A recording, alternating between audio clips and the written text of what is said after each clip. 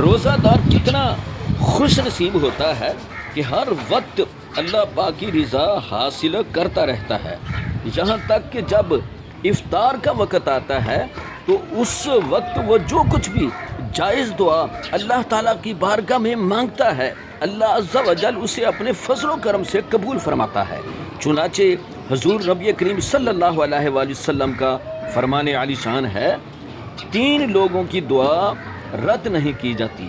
Number 1 روزہ دار کی باوقت افطار، نمبر 2 عادل بادشاہ کی، اور نمبر 3 مظلوم کی۔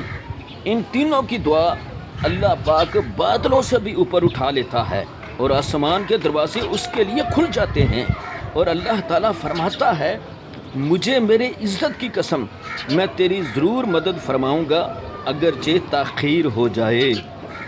پیارے روزہ دارو، آپ کو مبارک ہو کہ آپ کے لیے یہ بشارت ہے، خوشخبری ہے کہ افطار کے وقت جو کچھ دعا مانگو گے وہ درجہ قبولیت تک پہنچ کر رہے گی۔ تو اللہ عز و جل کی بارگاہ میں دعا ہے اللہ تعالی ہمیں باوقت افطار دعا مانگنے کی توفیق عطا فرمائے، کیونکہ آج کل رمضان شریف کا مہینہ ہے تو ہمیں افطار کے وقت دعا جو ہے وہ لازمی کرنی چاہیے۔